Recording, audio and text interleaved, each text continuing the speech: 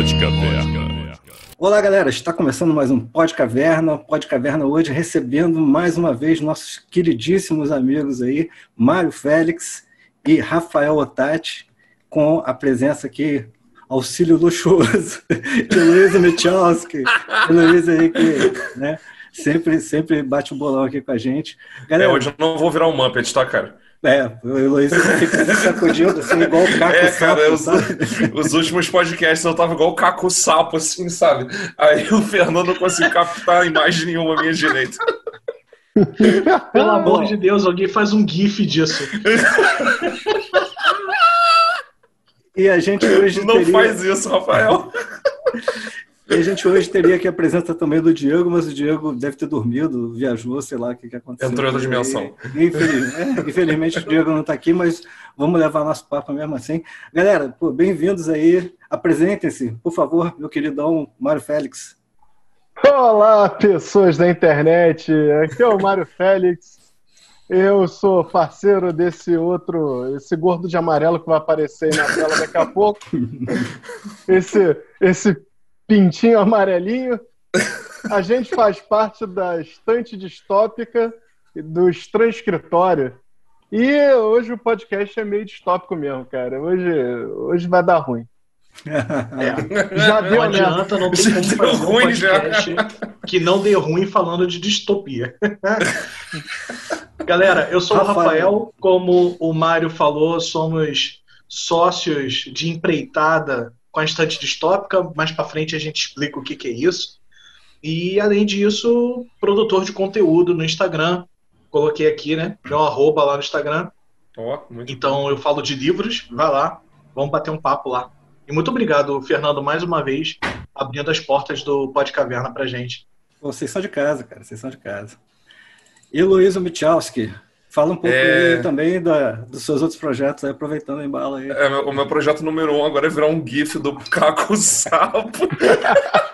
Aquele GIF da máquina de escrever. O Caco da máquina de escrever.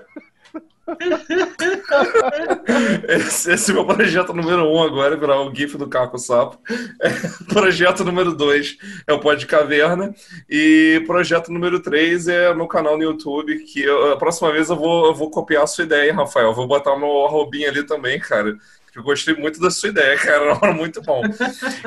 Então vou contar um segredo para vocês aí. Esse arrobinha aí só aparece agora aqui. Para aparecer na gravação, tem que o Rafa colocar. Ah, é? Caraca, sacanagem! Que droga! Pô, o Fernando destruiu o nosso mundo, cara. Eu tô todo feliz que eu tava apontando no lugar certo, cara. Pô, sacanagem, cara. Mas não se preocupa não que vai entrar lá. Ah, então tá show. E prazerzaço aí, Mário. Eu não conhecia tu, só conhecia tu pelos vídeos do Pod Caverna. É prazerzaço conhecer também tu aí, cara. Não, e Rafael já conheci da outra vez, né? E, pô, enfim, é isso aí, cara. Você não falou do teu canal de contrabaixo. Ah, eu não falei, cara. Pois é, não falei, cara. O canal do YouTube lá, sigam lá, galera. Heloisian Michalski. O meu Instagram é Hellsbase.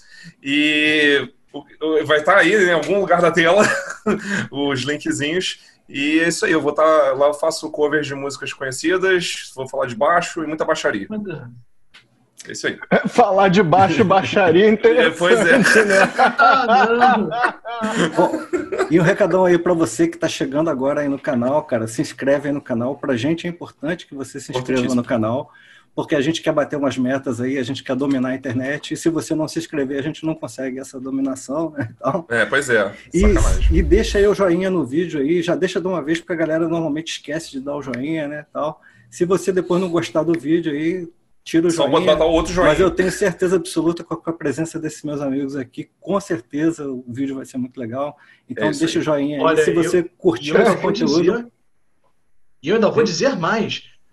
Eu também quero que o Pod Caverna domine o mundo para ver se acaba com essa distopia que a gente está vivendo, né? Verdade. Porra, nem fala, cara. E aí é o seguinte, mas cara, eu ia falar o seguinte, o cara que não gosta do vídeo, ele perde tempo botando o joinha para baixo, cara. Pois é, né? Eu penso isso também.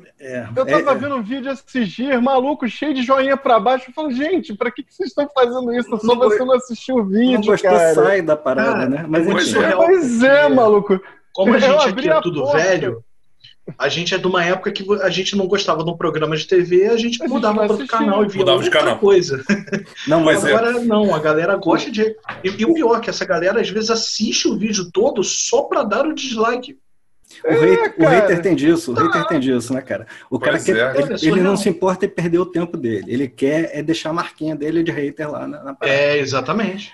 Bom, e aí é o seguinte, se você curtir também esse vídeo, cara, compartilha ele com mais gente aí, para que mais pessoas possam ver esse conteúdo aí, um conteúdo super bacana e super necessário nesse momento aqui. E outra coisa, se você gosta do Podcaverna, cara, e você quiser, enfim, apoiar o Podcaverna também de outras formas, você pode conhecer a campanha da gente no Apoia-se. A partir de R$1 por mês, só R$1, cara, você já ajuda a gente, porque a gente tem algumas despesinhas aqui, de uma coisa ou outra e tal, tem que pagar o cachê dos nossos amigos aí e tal, então... Olha que o nosso cachê ele vai pagar o nosso peso em ouro, Mário.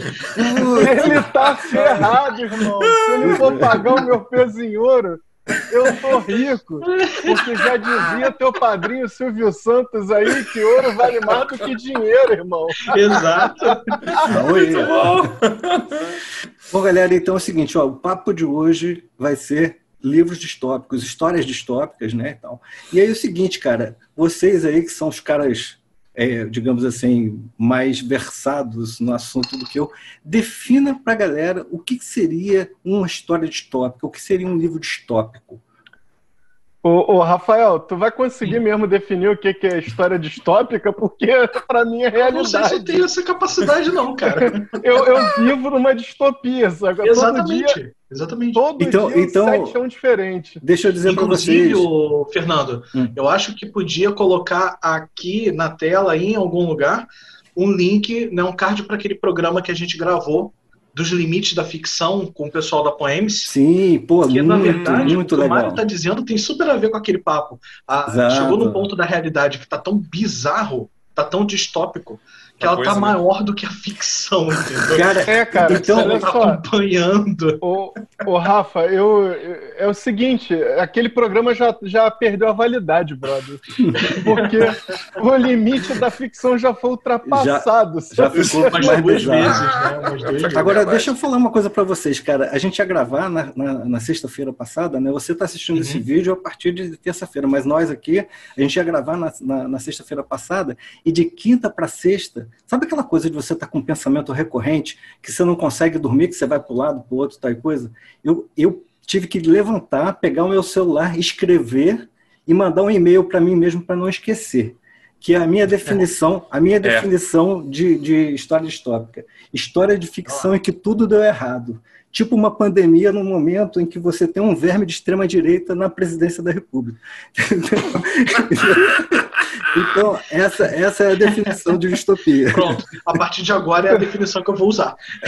Mas eu acho que essa definição tá meio errada porque esse maluco assumiu, cara, bem antes da pandemia. Então, tipo... Já tava fudido, a distopia já tava rolando. É verdade. São outros níveis de distopia, né? É verdade. A gente só teve o elemento de pisar na ferida. Verdade. Exato. Mas o Fernando perguntou o conceito de distopia, e aí um negócio que eu acho legal de levantar é o seguinte. Eu e o Mário, a gente estuda isso num grupo de estudos do qual a gente faz parte, lá na FRJ, desde 2016. E lendo a galera, né, que escreve teoria sobre distopias, é comum, muito comum, você ver o pessoal correlacionando distopia e utopia, dizendo que uma é o oposto da outra.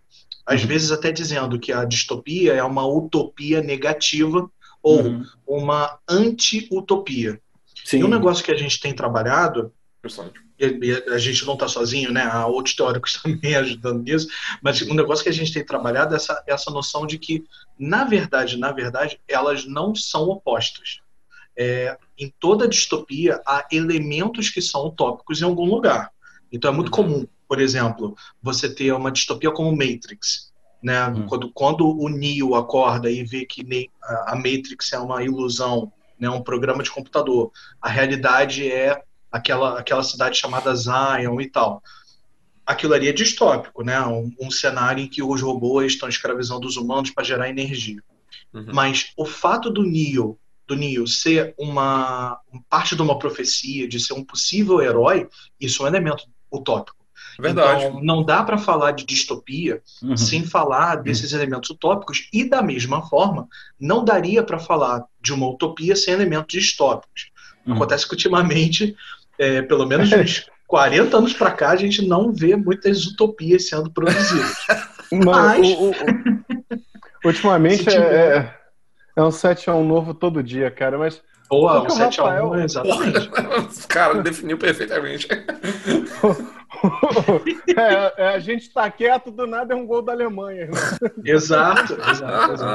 Piscou, gol de novo. Mas essa é uma definição interessante, e pegando o gancho do Rafa aí pro Matrix, ou Matrix, eu prefiro falar Matrix porque nós é Tupiniquim. Tupiniquim.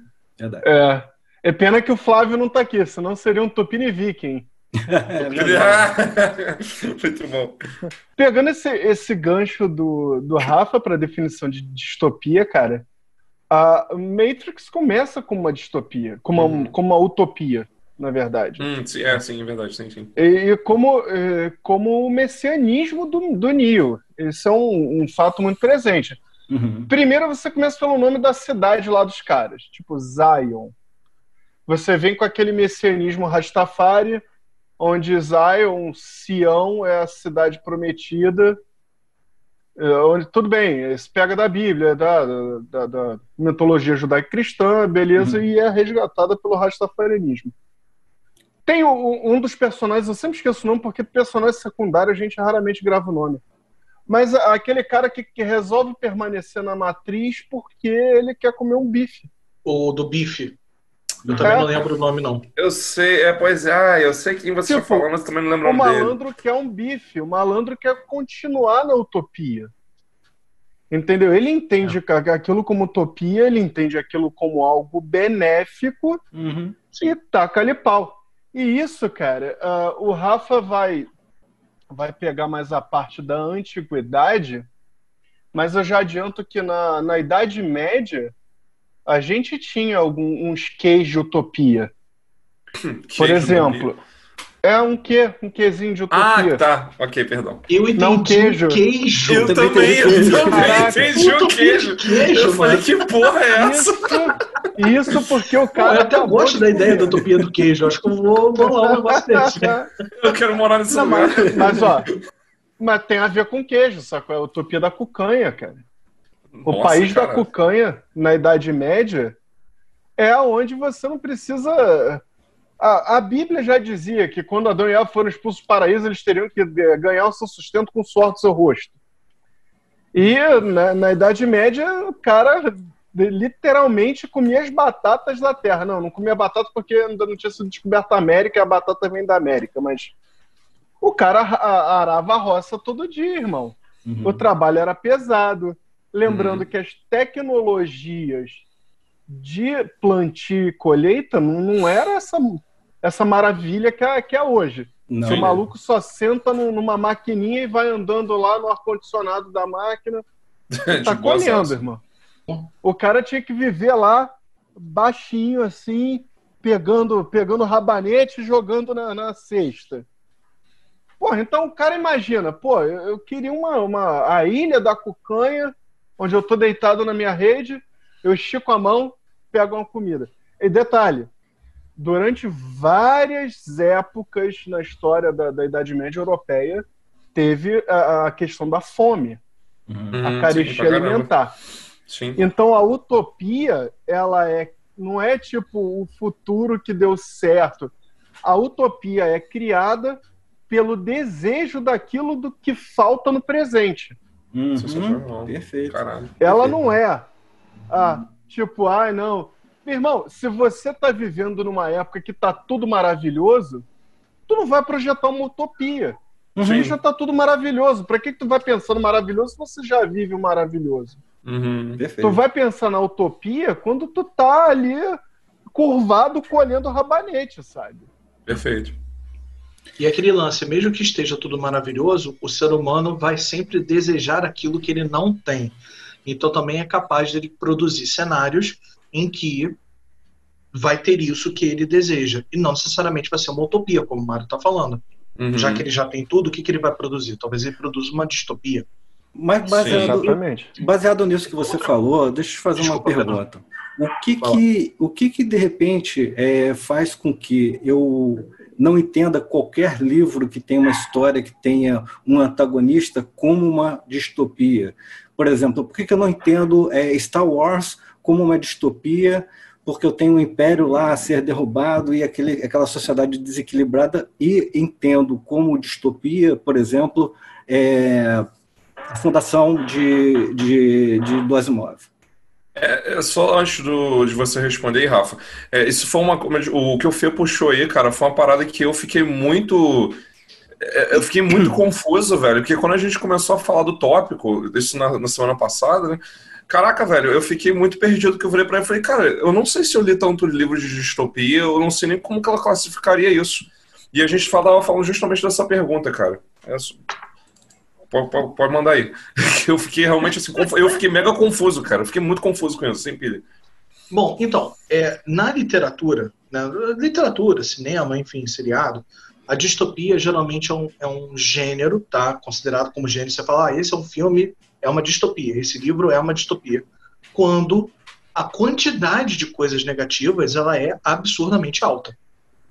Então, assim, você tem... Geralmente é um combo, né? Você tem, talvez, uma parada altamente totalitária, sem direito civil nenhum, com muitas obrigações, muitos deveres, geralmente pouco prazer, ou prazer é mediado de alguma forma.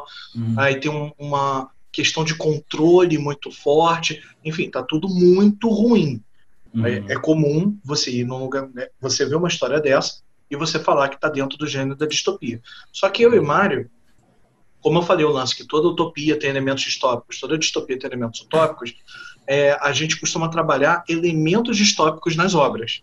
De forma que aí você pode falar que o Império em Star Wars ele é um elemento distópico. Porque ele é totalitário, ele opressor, cria uma regra. Opressor, ele é bélico, marcial, né? Porque a hierarquia dele, a hierarquização dos poderes ali está sob o signo das Forças Armadas, de alguma forma. Você tem uma questão ali problemática de ciência e religião muito forte, no mau sentido, porque o imperador ele é do lado negro da força, então ele é uma deturpação da força. Então essa parte religiosa, né, messiânica, ela é altamente negativa, né, porque ela vai caçar pessoas, ela vai exterminar pessoas, enfim, é uma distopia, né? É difícil dizer que não é. Mas como Star Wars se passa no passado, né? Muito tempo atrás, numa galáxia muito distante. Verdade. Geralmente distopia a gente usa para presente e futuro, né? Entendi. Exatamente. Porque uma história que se passa no nosso presente, o Matrix é um exemplo, né? Ele começa no ano de 97. A parada fica diferente quando o Neo acorda e descobre que, na verdade, já é 2000 e alguma coisa. Mas ele começa em 97. Tem outros cenários que se passam mais ou menos no nosso ano, a nossa realidade meio que de uma outra forma. O escritor Inácio de Loyola Brandão recentemente publicou um livro sobre o Brasil que se passa praticamente no nosso presente e é uma distopia. E tem outra questão, Star Wars é uma space opera, né? Ela é uma ópera espacial e a gente não... É leviano afirmar categoricamente que Star Wars é uma distopia. Porque, na verdade, não. Você tem um status, você tem um grupo que toma esse status, ele dá um golpe de Estado, literalmente, imaginando que o Estado não é o Estado como a gente conhece atualmente, mas o Estado seria uma federação galáctica, uma confederação de alguns planetas. A gente não pode dizer que é de todo o sistema planetário. Não é. Tem o Outer Rim, né? Que é aquela parte da galáxia fora do... tem o anel interior, o anel exterior. É bem mais complexo. Aquilo ali é um golpe de Estado. Eles tomam o poder. E, assim, avançando um pouquinho, dando um DLC aqui do restante do papo. DLC foi ótimo. Muito bom. Muito bom. A gente tá falando de distopia, não tá? Sim, pois é. Verdade. Dando esse DLC do restante do papo, cara, você lá em Star Wars, cara, é uma coisa que você não tem como, por exemplo, em 1984, que você tem um estado constante de guerra, mas que não é bem assim. Lá não, você está em constante estado de guerra, você tem uma resistência àquela tomada de poder por um golpe de Estado, e a guerra é factual. Você está em guerra, você tem toda a tensão. Por exemplo, a resistência, como eles, a princípio, muitas vezes não são um braço armado, mas a união de vários exércitos e vários focos de resistência são meio que partisanos, como a gente teve na Itália, por exemplo. Então você tem elementos de resistência. Não é a gente não classifica isso como uma distopia, porque você tem um pé na realidade factual de um golpe de Estado. Eu compreendo. Desculpa. Fala aí. Não, pode falar, Fernando. Eu compreendo que é o seguinte, que também essas definições, elas são muito mais para fins didáticos, propriamente, do que... porque você pode ter, em maior ou menor grau, em obras de ficção, a presença da distopia, a ausência dela, né? Então, esse grau do que é mais ou que é menos, isso vai ser variável em diversas obras, né? Eu acho que a gente está traçando aqui só uma linha guia meio teórica para a gente poder definir assim, isso aqui está dentro, isso aqui não está muito dentro e tal, isso aqui poderia estar um pouquinho, né? Sim. Só... E tem um negócio que você perguntou, por que eu não posso pegar um filme qualquer que tenha um vilão e chamar de distopia? Que existe a questão da proporção da coisa. Então, se assiste, por exemplo, James Bond. Todo filme de James Bond tem um vilão muito óbvio, né? Mesmo que ele se esconda na metade do filme, vai ter um vilão porque vai ter um embate final, enfim. Ali não é uma distopia, não é porque tem um vilão que é uma distopia, é um efeito dramático, né? Você tem que ter um antagonista dentro da tua história, e se fosse assim, toda história seria uma distopia, porque, a princípio, uma grande quantidade tem seus antagonistas. A questão é de, como eu disse, proporção.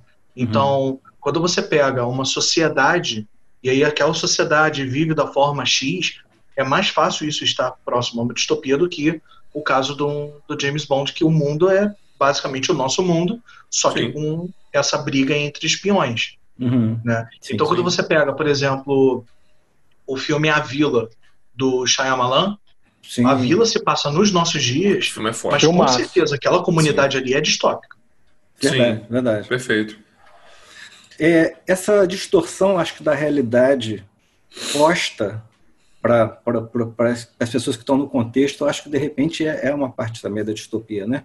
De você chegar e torcer a realidade de alguma forma, seja por uma imposição totalitária, seja por uma questão cultural que está sendo meio que introjetada ali artificialmente, né? Eu acho que tem essa questão por aí, né? Legal. Tem Sem dúvida. Sim. Bom, então vamos pegar e agora vamos para o aspecto prático, de repente, vamos cada um aí de nós indicar para que o nosso público possa ter assim, um exemplo prático do que seria um livro ou uma história, né, distópica. Rafa, começa aí, Rafa, por favor.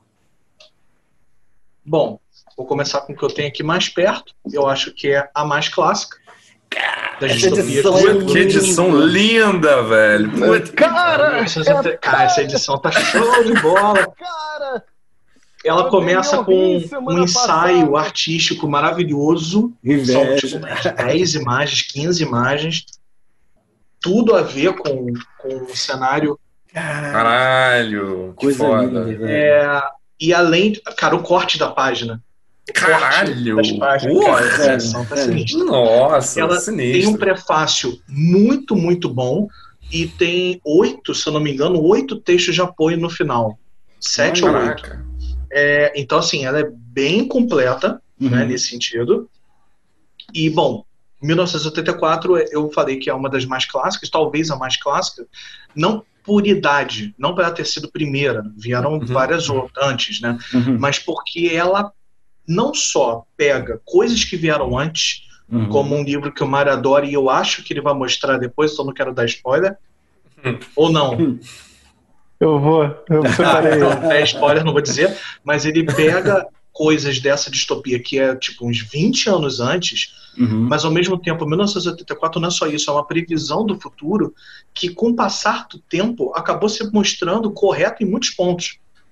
Então tem todo ali tem tudo, todas as características que a gente gosta, né? Do tipo, ela é pós-apocalíptica porque tem uma guerra sinistrona e com o que sobra dessa guerra, né? Para se reerguer, ter uma lacuna no poder, sobe esse maluco que é o grande irmão. Então você tem o segundo ponto que é o messianismo, é você ter messianismo no sentido de você ter uma figura política nesse caso que reúne em si mesma as qualidades supremas e que é inquestionável.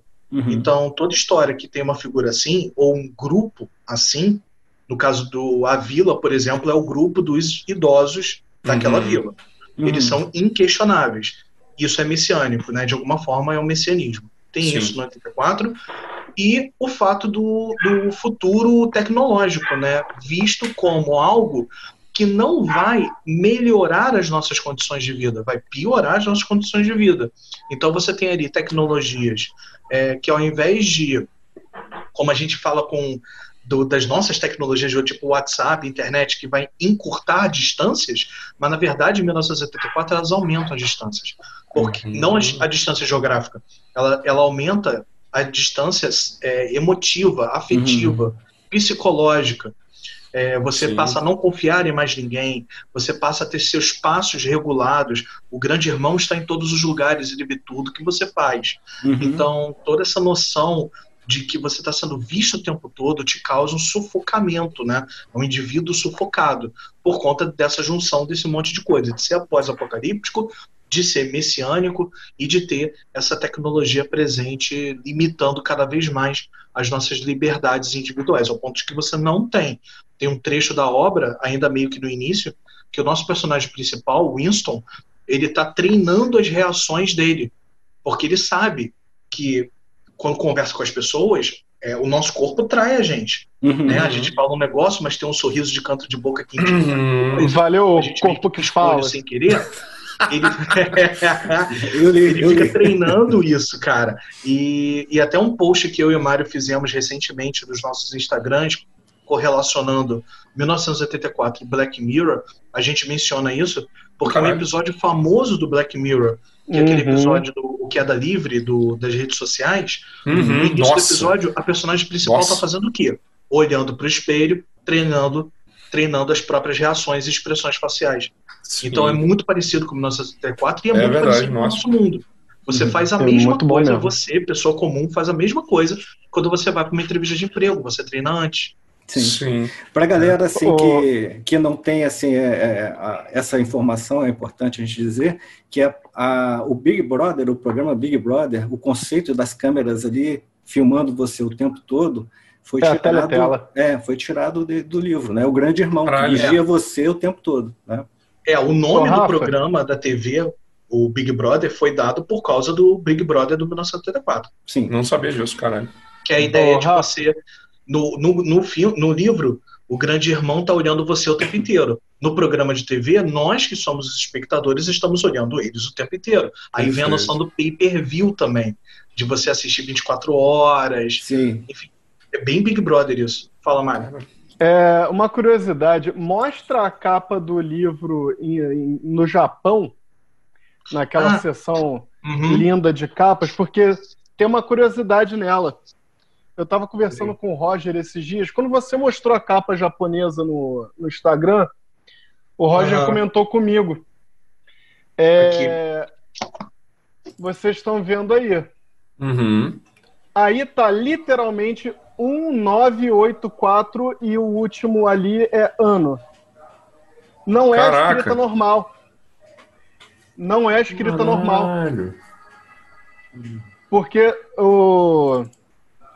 os kanjis dos números do ano não são esses. Para 1984, ali na capa tá literalmente o Ichi, Kyu, Hachi, Yon e o Nen do ano. Tá 1984. E isso é um negócio interessante também, porque em inglês não é 1984 número. Não, é por extenso. Você encontra muito, é 1984. Sim. Né? Por extenso, 1984. Eles copiaram essa ideia no Japão, porque para o japonês estaria escrito 1000, depois o 900, depois o 80, o 4 e o ano. Seriam kanjis totalmente diferentes. Caraca, interessantíssimo. Pois é. Cara, muito maneiro. É bem interessante, bem distópico mesmo. É distópico, eu ia falar isso. Distópico, caralho. Cara, o Mário me lembrou o Mário fez a zoeira do distópico e me lembrou de um negócio importantíssimo em 1984, e que na verdade é o que me é mais assustador, que é o controle é tão grande sobre as pessoas que eles controlam a linguagem em si. Então, você tem vários elementos ali do tipo de proibir o uso de certas palavras, de certa letra. Você não pode pronunciar nenhuma palavra que tenha aquela determinada letra ao longo daquele dia. Olha esse nível que o George Orwell bota de desespero. É um nível de controle. Porque quando você não consegue falar as coisas que estão na tua cabeça da forma como elas se apresentam, você vai ficando maluco. Então é uma forma de alienação brutal, assim. Caralho. Pois é, Eu adoro esse livro. Então, Mário, qual dica que você traz pra galera aí de livro ou história distópica, enfim? Cara, o Rafael já quase deu spoiler aqui. Mas eu recomendo pra vocês o livro Nós. Sabia! Zamiati. Cara, eu sou o maior arauto desse livro porque ele inaugura a distopia na modernidade, né?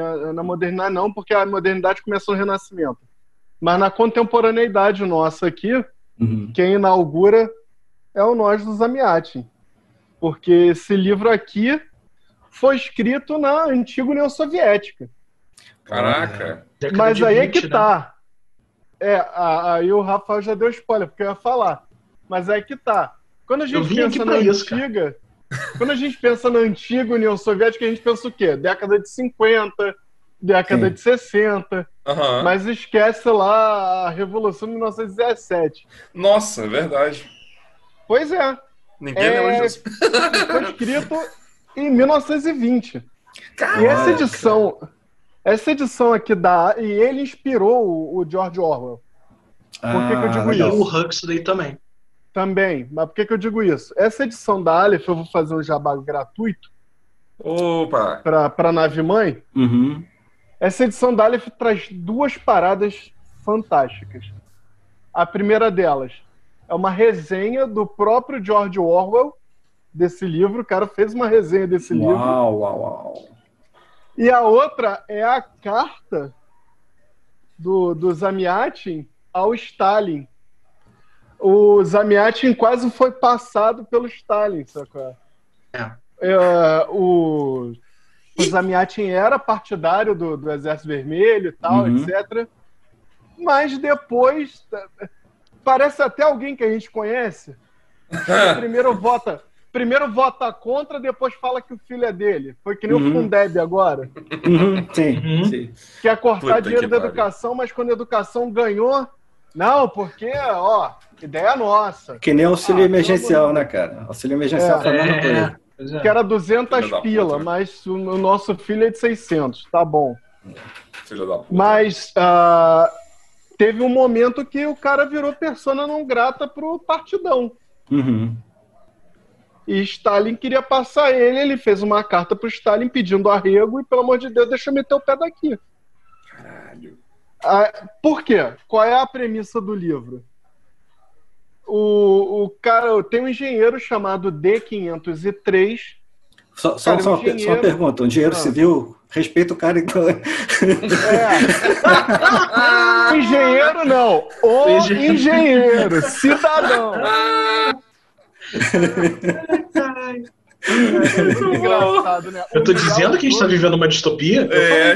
Pois é, cara, as provas só continuam aparecendo. É bom demais, né? Mas quando a galera pega no pé, todo mundo quer correr, né? Tudo bem.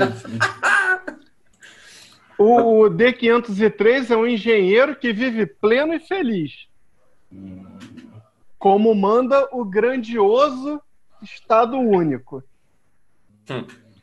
Por que será que o Stalin foi cheirar o rabo dele? Por quê?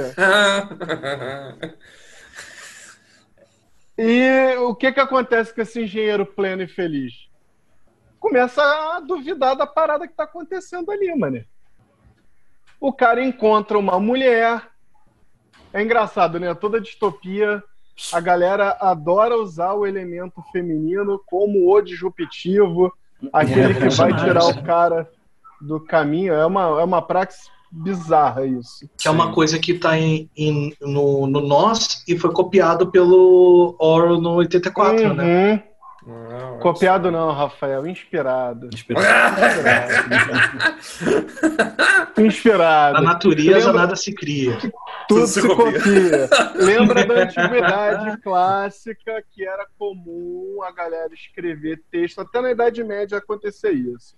A galera escrevia texto e botava o nome do cara famoso para ganhar autoridade em cima do texto. Era comum fazer isso. Às vezes o cara vinha...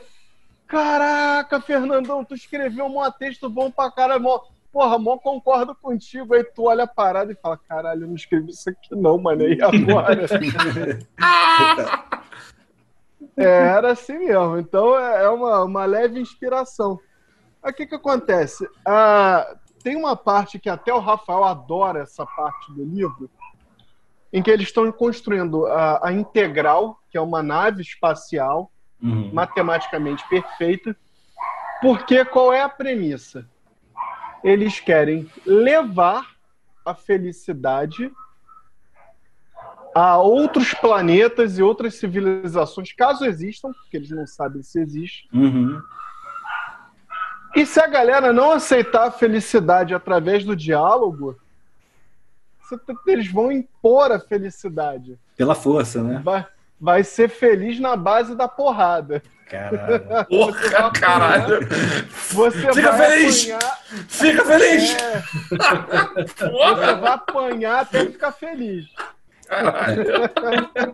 Mas sendo que a felicidade naqueles moldes pré-determinados. Você não pode ser feliz de uma forma original. De outra forma, não. Tem que ser daquela forma. A felicidade matematicamente perfeita. É engraçado, cara. Eu percebi que toda essa galera totalitária, ela, primeiro, tem um tesão absurdo pela matemática. A galera totalitária daqui não tem por nada que seja conhecimento, nem a matemática, né, velho? Eu tava pensando nisso. Mas olha só você pegar. Quais são as matérias que tem mais tempo em sala de aula? Português e matemática, brother. Sim. É verdade. A gente vê por aí. Então, a galera totalitária tem um tesão absurdo por matemática e por mexer com a língua. Tanto que no Zamiatin, a nave se chama Integral, sabe? Que é uma das questões matemáticas. E no 1984 eles mexem com a língua do indivíduo. Eles criam a nova língua. Então você vai falar de acordo com o Estado. De acordo com aquilo que você quer. É muito bom o Nós dos Zamiatin, cara. Tem uma coisa que você comentou uma outra vez que eu ainda não tive a chance de ler, sobre as paredes transparentes. Comenta isso aí que é legal. No Nós, assim como toda distopia, ela tem um quê? Com a perda da sua... Não vou dizer total liberdade, mas da sua... Privacidade. Então, os apartamentos... Todo mundo mora num apartamento, é um grande condomínio. Você mora sozinho nesse apartamento. E até o sexo é uma questão diferente. Qualquer um pode transar contigo, é só chegar com um bilhete lá assinado, marcando o dia e hora, e falar, olha, hoje eu vim transar, toma aí. What the fuck? Só para contextualizar, é que, na verdade, há um horário pré-estipulado para essa hora de prazer. É que pode ser você sozinho também, tipo, lendo no quarto. Tem uma hora, eu acho que 2 dias da semana, não me lembro certo, mas é uma hora pré-determinada.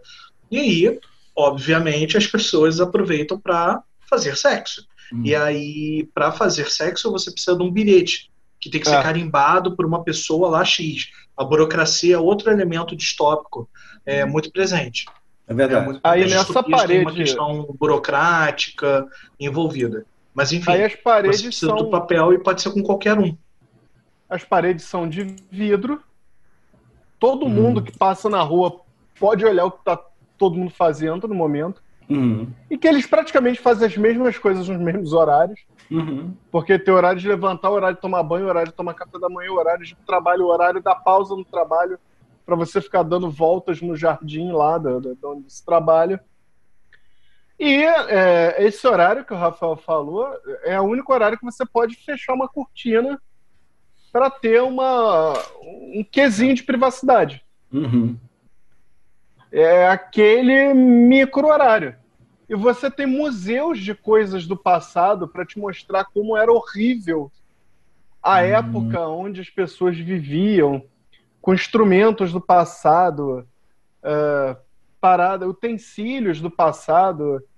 Aí é nesse museu que acontece essa quebra de paradigma. Mas, enfim, o Nós é uma mãezona dessas distopias contemporâneas que a gente tem, e eu acho que a galera devia ler.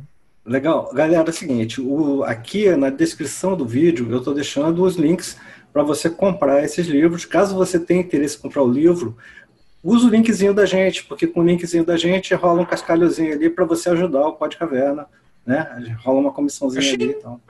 Pequenininha, mas, enfim, né? Hora do jabá aqui. E Luiz, o servidor, o servidor, então aproveitar que o parênteses aqui, o servidor, eu tenho uma parceria com a Hostnet, então se você quiser hospedar seu site, hospede lá na Hostnet. A Hostnet é nosso parceiro, apoiador aqui do Pod Caverna, enfim, mas não é porque é apoiador da gente só não, é um serviço mega legal. Os sites dos meus clientes estão todos praticamente lá, porque é um serviço assim maravilhoso. Nosso agradecimento aí à Hostnet por estar sempre junto do Pod Caverna apoiando aí. Hostnet top. Luiz. Então, como eu sou analfabeto, cara, mentira, mas eu sendo completamente honesto agora, eu tava falando isso com o Fernando, cara, eu não tinha, assim, ideia de, meu Deus, já li algum livro distópico. Eu tive dificuldade, sério, pra achar, tipo assim, falar, caraca, esse livro que eu li distópico, porque eu tava com dificuldade pra entender esse lance do tema, cara. Conceituar, né? Até... conceituar, exatamente. Momento blasfêmia aqui. Eu cheguei a virar uma hora pro Fernando e falei: Senhor dos Anéis seria considerado uma distopia? Aí eu lembro que depois eu fiquei me ouvindo nisso, eu fiquei assim, cara, que merda que eu falei, cara. Sabe? que merda que eu falei, cara. Enfim, eu não tenho muitos. Eu descobri isso, eu não li muitos livros distópicos, cara. Eu vou começar por uma parada que não é exatamente um livro, mas é leitura, que é esse mangá aqui. Que é literatura. Que é literatura. É literatura, sim, pô. Sim. Que é chamado The Promised Neverland. E eu vou dar uma préviazinha rapidinho dele. Inclusive tem um artigo dele lá no Pod Caverna, que eu escrevi um reviewzinho sobre ele. Sim, e é muito legal. interessante, que é um futuro distópico, falando sobre um mundo em que tem vários orfanatos nesse mundo. E só que, na verdade, os orfanatos, as crianças que vivem lá dentro, tem alguns orfanatos que eles são destinados a determinadas coisas. E no caso dessa galerinha aqui principal da história, eles são muito educados, eles fazem várias provas para ficar mega inteligentes. E vira e mexe, as crianças vão embora, né? Porque elas são adotadas. E é um belo dia, cara. São três personagens principais. A Amber, o Ray e o Norman estão vendo uma criança indo embora. E do nada eles viram assim um pro outro. Porra, vamos ver o que tem lá no portão. Que a gente nunca viu os pais vindo buscar as crianças. E quando eles chegam lá, cara, tem basicamente um monstro matando a criança e devorando a criança. Inclusive, assim, é bizarro, velho. Porque o desenho, aqui ele tá meio assim, né? mais assim, meio abstrato, mas o desenho do primeiro mangá é muito bonitinho, sabe? Muito fofinho, cara. E aí, quando você vira a página, velho, e vê a cena grotesca que é, cara, você... Na moral, eu lembro que a primeira vez que eu tava lendo, eu fiquei em choque, até eu fiquei assim, caralho, o que aconteceu aqui, velho? Que é o cara que desenha, ele vai dar água pro vinho, sabe? O negócio tava super bonitinho, do nada virou um troço, assim, muito pesado, sabe? Então vamos aproveitar essa oportunidade para a gente tentar identificar quais são os elementos de distopia que possam estar dentro dessa obra. Porque é uma forma também da gente poder, né, avaliar. Sim, né? Interessante. Então, ou seja, essa sociedade ela tem uma estrutura totalitária, né? Porque, lógico, para você ter dentro da sociedade uma fábrica de criança para alimentar monstro, né, cara? Você tem que ter ali alguma... Para mim, isso tá bem distópico. Pois é. Não, e aí as crianças descobrem que justamente esses orfanatos, na verdade, são fazendas, cara. E justamente para criar essas crianças, e as crianças são iguarias, cara, para esses monstros. E eles, na verdade, eles sempre correm atrás das crianças inteligentes. Porque o cérebro delas é mais suculento. Me diz uma coisa, esses monstros aí, na verdade, eles não são os administradores dessa sociedade. Isso é uma forma que os administradores encontraram de manter os monstros fora da sociedade, é isso? Exatamente, porque na história ali do mangá, agora um momento spoiler aí, tá, gente? O mundo ele era governado por seres humanos, e aí esses demônios, eles chamam de demônios, eles começaram a aparecer e eles começaram a caçar os seres humanos. E aí viveu-se uma guerra intensa sobre isso, e uma hora eles chegaram num momento de paz. Eles viraram assim, ó, galera, vamos fazer o seguinte, vocês vão ficar com um bocado de gente aí do lado de vocês, para vocês se alimentarem, a gente fica aqui do nosso lado, vocês podem criar esse pessoalzinho à vontade e todo mundo vive na paz. Basicamente assim. Então os seres humanos meio que deram um pedaço da galera para eles fazerem lá a comida deles lá, vamos botar assim, fizeram uma mureta separando os dois mundos, bem assim, né, os dois mundos. Fica seres humanos de um lado vivendo normalmente, do outro lado é essa sociedade regida aí por esses monstros que estão meio que controlando as crianças, né? E tem vários... Você descobre que no meio da história tem várias classes. Tem justamente o que o Fernando falou. Tem uma galera que é super inteligente desses monstros, que eles meio que administram algumas coisas, e tem os outros seres humanos que eles administram essas fazendas, cara. Essas fazendas, né? Esses orfanatos, cara. Então, assim, um troço bizarro, sabe? Uma parada de controle mesmo, sabe? Cara, que bizarro, brother. É bizarro, cara, é bizarro demais, cara. A história, assim, e é um mangá novo, não é um mangá antigo. Isso que eu até a Panini tá de parabéns, cara, porque tá trazendo umas paradas bem novas e interessantérrimas para as bancas. E, assim, inclusive a história já fechou no Japão, daqui a pouco termina de sair aqui. Esse aqui é o último que saiu, o número 12, já fechou no 21. Eu achei ótimo também, que não ficou alongando a parada, sabe? Tipo One Piece. Pois é, Deus me livre, cara. Não acaba nunca aquela porra. Né? Pois é, Dragon Ball Z, que foram lá 1000 também, meu Deus, Naruto também, nossa. Porra, cara. Não aguento, não. Cara, qual eu o nome enjoei desse mangá, cara? Esse aqui é The Promised Neverland. É muito bom, cara, vale muito a pena, sério mesmo. Aqui na descrição do vídeo eu também tô deixando o linkzinho lá pro review que o Heloísio escreveu lá no blog do Podcaverna, para você poder pegar um pouquinho as impressões dele lá e tal. Sim. Bem mangazão, bem interessante. É um mangazão, cara. Deixa eu dar a minha primeira dica aqui, então, cara. Manda aí, que eu li esse livro há muito tempo e depois, quando eu descobri que ele ia virar uma série, eu achei isso muito legal, porque ele tem uma premissa que não é inédita. Eu já tinha até assistido um filme que tinha uma premissa assim, parecida, que é o fato de a guerra ter sido vencida, a Segunda Guerra Mundial ter sido vencida pelo eixo, né? Tem um filme muito bom chamado Nação do Medo, que é com Rutger Hauer, que é mais ou menos uma premissa parecida, mas é completamente diferente a história, né? Então, eu estou falando aqui do livro O Homem do Castelo Alto, e esse livro, O Homem do Castelo Alto, é sensacional. Philip K. Dick, né? Philip K. Dick. Esse livro foi escrito em 1962, e aí, pegando uma coisa até que o Rafa disse mais no início aqui desse nosso papo, a história se passa em 1962. Ela não se passa lá num futuro distante. Só que é o seguinte, é um 1962 do pós-guerra, né, em que o eixo ganhou a Segunda Guerra Mundial. Então, na Rússia ali, a Rússia foi dizimada, né, e controlada, e os Estados Unidos foram divididos. né? A costa oeste ficou com o Japão. Você tem ali a zona neutra, que é uma área intermediária ali, e você tem a costa leste, onde você tem a sede do Reich nas Américas, né? Cara, assim, é sensacional. A adaptação para a série eu achei sensacional, porque ela vai para além da história escrita pelo Philip K. Dick, e eu acho que, inclusive, eles desenvolveram de uma forma muito legal, ficou muito bacana.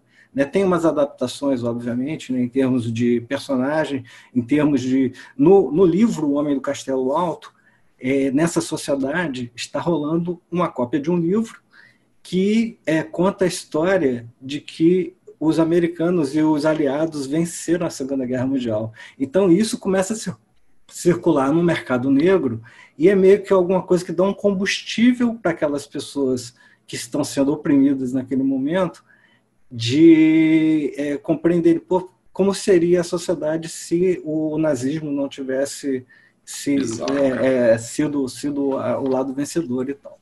Cara, é muito bacana assim, essa premissa do livro, e ao ler o livro e ao ver a série, principalmente ao ver a série, você começa a ver como é que o fascismo ele começa a se estruturar, principalmente no lado em que aparentemente está equilibrado, dentro das pessoas que estão vivendo dentro daquela sociedade de forma equilibrada, não são os oprimidos.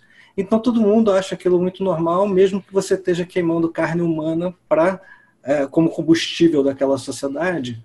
A sociedade se coloca de uma forma, e desde que você dentro dessa sociedade não questione o status quo, você não questione a estrutura e nem as decisões, né?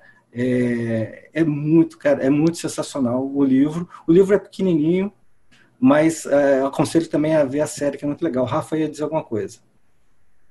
Não. Ah, não. Rafa fez... Eu só ouvindo e concordando. Eu gosto demais do Philip K. Dick, dos livros dele, assim. Uhum. Não li muito. Ele escreveu demais, né? Ele escreveu muita coisa. Muita coisa. Eu li, eu acho que, sei lá, 5, 6 livros e gosto de boa parte do que eu li. Uhum. Gosto mais dos livros, dos romances dele do que dos contos, mas tem conto que é espetacular. O conto que deu origem ao Minority Report, aquele filme com o Tom Cruise, né? Que ele usa uma luva e, tipo, realidade aumentada, aquele conto é sensacional, eu acho. Mas O Homem do Castelo Alto, acho que é um grande momento ali da obra do Philip K. Dick, cara, porque é um negócio de...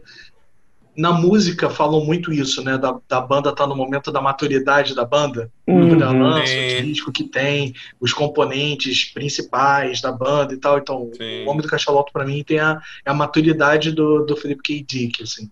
É um futuro tenebroso, mas totalmente com pé na nossa realidade. Sim, futuro para ele, né? Porque se passa nos anos 60, ele deve ter escrito, sei lá, nos anos 50. Ao mesmo tempo, é um negócio que é profundamente possível, porque a gente vive hoje uma questão grave com a emergência de novos fascismos, né, na nossa sociedade. Verdade. Então é muito fácil da gente se conectar com essa obra, mesmo não tendo uma figura como um Hitler da vida assim, né, tão óbvia, tão maléfica como vilão, mas ao mesmo tempo a gente tem outros tipos de fascismo, então há outras formas de opressão, a gente se conecta com essa história, e tem ali o germe da esperança, né? O que eu estava falando das forças utópicas, e dentro desse livro você tem coisa que, por exemplo, em Blade Runner, o androide sonha com ovelhas elétricas, não tem. Ele é mais sombrio, ele é ácido, né? Você termina meio aquele gosto estranho na boca, né? Tanto o livro quanto o filme, com aquele final fenomenal do... Esqueci o nome do ator, você falou agora há pouco o nome dele. Harrison Ford.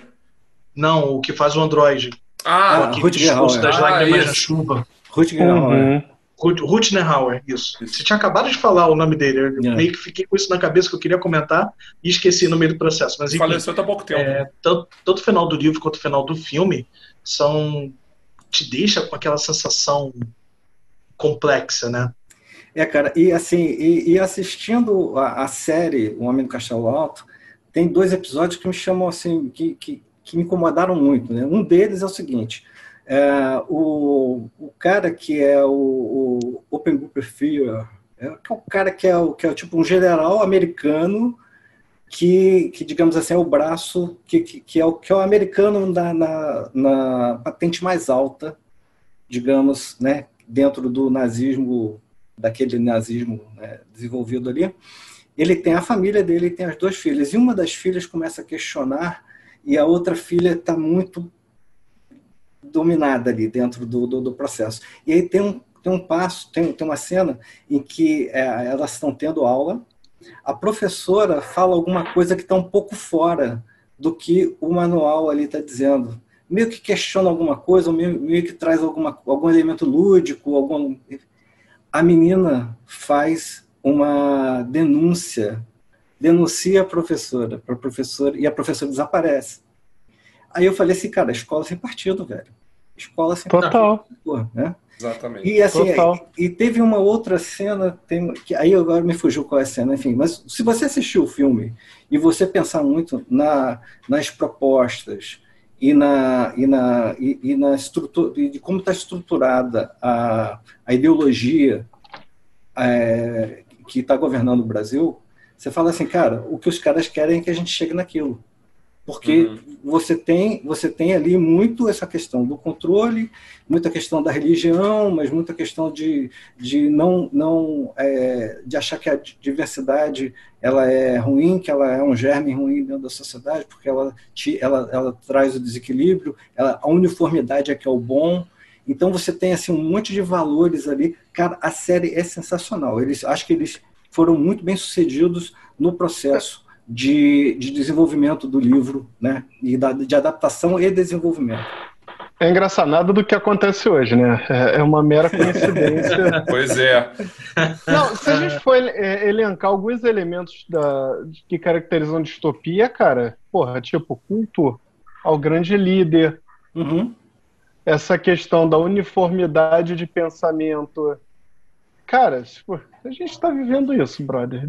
É verdade. Pois é, verdade. Pois é, dá muito medo. Tem aquele memezinho, né, que vocês de vez em quando comentam, né, que tem vários nomes de obras e a interseção dessas obras todas somos nós ali no meio, né, cara? Exatamente, cara. Porque livros são questionados, pensamentos são questionados, tudo é questionado, cara. Sim, e é dilapidação de reputações, de pessoas que têm um pensamento que é diferente do pensamento. A cultura é questionada. A cultura é questionada. Sim, a cultura é questionada. E as pessoas que produzem a cultura são questionadas também. Sim. Algumas são caçadas. Não, o que eu acho muito engraçado se vocês pararem para relembrar o início do ano, até com aquele nosso ex-ministro da Cultura. Sim, que usou aquele formato de Goebbels ali, né? Cara, o próprio ministro da Cultura estava questionando a cultura. Sabe? Momentos antes da pandemia. Aí vem a pandemia, fica todo mundo com o rabo preso em casa. Aí começa. Eu tô entediado. O que eu faço? Eu vou assistir a live do fulaninho tocando música. Tipo, mano, você tá consumindo cultura. Eu vou maratonar a série no meu serviço de streaming favorito.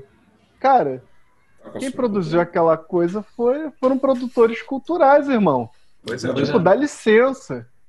Porra. Até gente que questiona a legitimidade de funk como cultura tá balançando o rabo nessa pandemia, cara. Sim. Não tenho dúvida. Cara, cultura, eu sempre falei isso pros meus alunos. Professor, o senhor gosta de funk? A galera sempre pergunta porque eles acham que o professor é algo como... Cara, impressionante. O cara vive... É aquele fetiche do cara viver num recinto todo de madeira escura. Sim. Com aquelas estantes gigantes cheias de livro, uma lareira uma poltrona vermelha, Cachimbo. um cachimbo, um brand, que você Exato. fica assim... Tocando tá provavelmente tocando- música clássica, tipo um bar. Chopin, sacou? O Chopin. Não, cara, você, E não Mário, você aquela definiu música, tudo. aquela I Like Chopin, sacou? Não. Tá tocando o Chopin de verdade. O Chopin mesmo. Cara, você Irmão, definiu perfeitamente, velho. Eu sou fã de heavy metal, brother. Eu escuto heavy metal norueguês, sacou? É nóis. Sabe, aqueles caras pintados de branco e preto na cara. Eu escuto essa porra, brother. Os caras Mas aí é mais um motivo para os alunos perguntarem para você o que você acha do funk, porque na verdade ele já vem querendo que você dê essa porrada. Exatamente. Aí o Mário chega e faz uma resposta que não é a que eles esperam. Eu viro assim, aí fica... Vai descendo até o chão. Assim, eu gosto de funk. Aí o Mário já fala, pô, balança a raba. Eu viro de lado e começo a fazer que nem um pug, né? Não, eu falo, cara, eu não gosto de funk, não é a vibe que eu curto. Eu curtia nos anos 90, quando eu era moleque, curtia. Era só mais um Silva, Claudinho Bochecha. Como eu moro perto da Cidade de Deus e ia passear muito de bicicleta por lá, tipo, eu morava na casa do meu tio, que no final da rua dele já era a Cidade de Deus. Caraca. Então, eu curti o rap da Cidade de Deus. Caralho, e assim, que se dane, brother. Eu falo, irmão, não gosto de funk, eu curto a pegada mais heavy metal, etc. Mas eu respeito a confecção da música, da coletividade, cara. Isso daí, a cultura é uma estrutura da coletividade. Eu não posso questionar aquela estrutura. E cada um gosta do que quer, né? Fernando. Diga lá. Só um detalhezinho, desculpa, para complementar o Mário, porque a nossa noção de cultura, e a gente como professor tem que defender isso, e como produtor de conteúdo também, porque a gente está trabalhando com isso diretamente, a noção de cultura ela tem que ser inclusiva. Se você defende um tipo de cultura que você exclui outras formas de cultura, cara, então o que você está fazendo, entendeu? Você está respeitando o outro, você está faltando com empatia, porque o nosso não é gostar de tudo, você não tem como gostar de tudo também. Mas tem gente que gosta de pagar de ecléticozão, né? De eclético absoluto. Eclético absoluto. Não é isso. Isso também não existe. Mas é a questão do respeito. É claro que aí, por né? mais que você goste de muitas coisas, e é legal você gostar de muitas coisas, é maneiro, mas por mais vai ter coisas que você não gosta, não gostar, tá super ok você não gostar. Tá de boa, faz parte do ser humano normal. Mas quando você defende um projeto de cultura, esse projeto tem que ser inclusivo. Você não pode defender uma coisa que automaticamente tira pessoas dali. Pessoas que estão ali trabalhando para produzir o negócio, porque não é só quem canta ou quem dança ou quem... Tem toda a galera que produz o som, que tira foto para fazer o evento. A capa, que vai pensar em trocentos outros formatos, vai converter para arquivo digital. Toda uma série de pessoas aí levanta essas discussões bobas, tipo da Lei Aldir Blanc, né? Foi votada e foi aprovada a Lei Aldir Blanc, e aí um pessoal falando, mas o cantor ciclano é podre de rico, até parece que ele precisa. Cara, brother, não é pro cara que é podre de rico, é pro maluco lá que é engenheiro de som e que não tá sem trabalhar som. Porque não tá tendo produção, brother. É para aquele maluco que trabalha em teatro, que cuida da luz dos espetáculos, ele vai viver de quê, irmão? Se não tá tendo espetáculo porque os teatros estão fechados.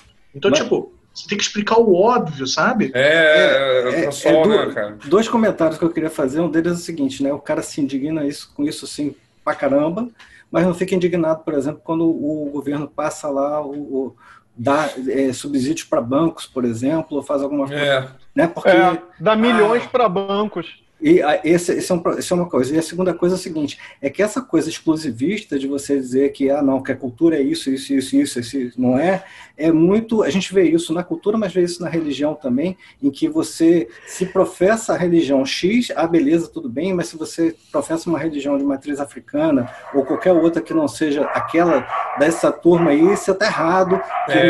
Escroto, então, né, cara? Isso é então essa coisa de você definir o que tem que ser pensado, a crença que tem que ser realizada, a música que tem que ser ouvida, tudo isso faz parte desse universo totalitário, né? Rafa, então, manda mais uma obra distópica pra gente aí. Rapaz, eu ia falar originalmente do Blade Runner, o Android Sonha com Ovelhas Elétricas, mas como você já puxou a carta do Philip K. Dick, e aí não vamos ficar repetindo, né? Porque, pô, não é tão legal, né? Vou falar de uma que é escrito por uma mulher, fez um puta sucesso com um seriado recentemente, quase 20 anos depois, né? 30 anos depois que foi publicado, e aí agora saiu uma continuação do livro que eu tô super louco para ler, que é o Conto da Aya, da Margaret Atwood. Sim. E naquela brincadeira do meme, né? O Brasil, ele tá na interseção de um monte de distopias. Uma delas é o Conto da Aya. Sim. E o Conto da Aya tem um negócio que é muito interessante, que o Mário chamou a atenção no início do papo, que quando ele falou que as distopias têm que ter uma conexão com a nossa realidade, né, até para poder colocar Star Wars não como uma distopia, mas como uma fantasia, ou space opera, que seja, mas com elementos distópicos, mas não uma distopia em si, né? O Conto da Aya, ele é todo ele em cima de algo que aconteceu. Caraca. Então, quando alguém fala assim, cara, o Conto da Aya, a gente está indo em direção a ele, né? Não. Na verdade, ele já foi escrito por conta de algo que aconteceu, que foi a Revolução Iraniana. Então, a Margaret Atwood, é claro que ela brinca com isso, ela bota em outro lugar, ela dá uma outra cara, ela é uma escritora, né? Então, tem um elemento ficcional. Mas ele é todo baseado em algo que já aconteceu. Então, esse fato das mulheres perderem os direitos de uma forma tão brutal é algo que ela estava vendo, né? Ela estava vendo acontecer fora do país dela, e como uma escritora formidável que ela pega esse conhecimento e transforma numa obra de ficção fenomenal. No Conto da Aya, basicamente, vocês têm, né, a gente meio que segue, vamos dizer assim, a Aya, né? A Aya é a mulher que é designada para acompanhar, na verdade, para procriar, né, com homens, e aí elas têm que vestir de uma determinada forma, todas elas se vestem igual, elas têm frases que tem que dizer, e muitas das vezes não pode falar nada, então tem toda uma questão de silêncio ali, de silenciamento, né, do corpo, silenciamento da voz. A cena, inclusive, tanto no livro quanto no seriado, em que ela basicamente é violentada, né, por esse cara, é muito forte, né, do tipo, e é um ritual, assim, ficam falando coisas ao mesmo tempo, né, tipo... Bizarro, velho. Porque ela deita, bota a cabeça no joelho da esposa do... Eu que esqueci o nome do personagem masculino, né, mas ela deita, bota a cabeça né, a esposa do cara tá ajoelhada, vamos lá, vou falar de novo. A esposa do cara tá ajoelhada, então a Aya, ela deita, bota a cabeça ali, como se ela fosse uma extensão do corpo da esposa, que não pode procriar. Então é para isso que está usando, né, a Aya. E aí o cara penetra e tem uma quantidade de tempo, tem toda uma regulação ali, né, cara, é uma dinâmica de corpos muito forte, volto a falar. Também tem aquele lance que elas não têm nome, né, o nome delas é relacionado ao nome do cara para quem elas são designadas. Quando a mulher é designada para o homem, ele dá o off. Então o nome passa a ter off, tanto que o nome dele é off também, sim. O Apóstolo Fred estava certo. Eu não estava conseguindo lembrar do nome do cara. Só que no livro é que é diferente. Meio óbvio, assim, porque tá dentro, o nome dela passa a ser o nome do cara, ela pertence a ele. Então, que doideira.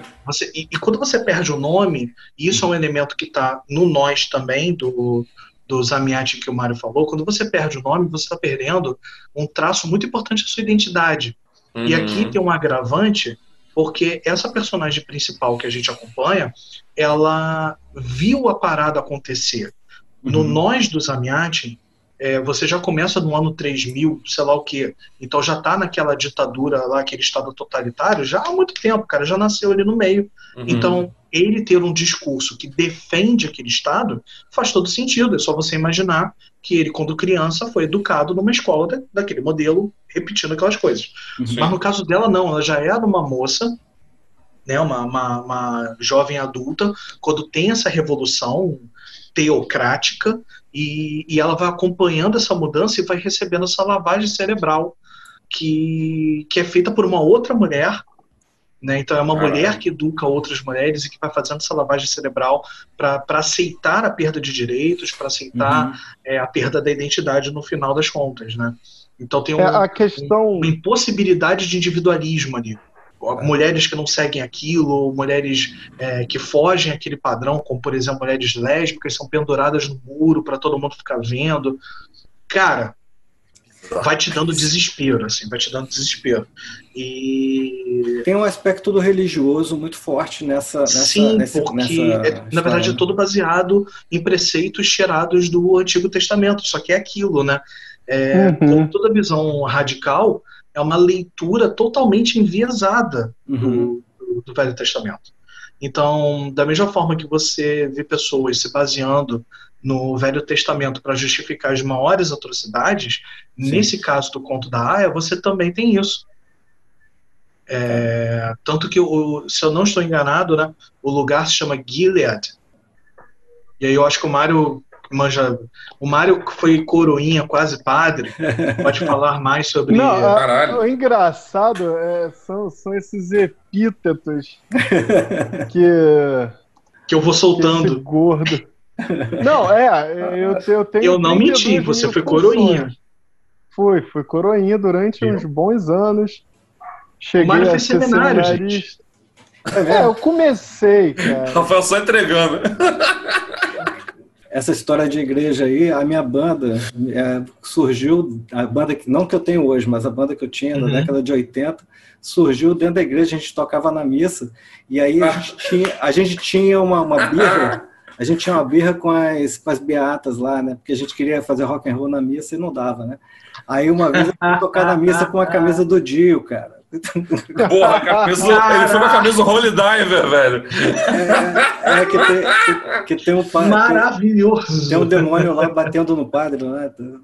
Jogando o padre no meio do mar, cara, acorrentado lá.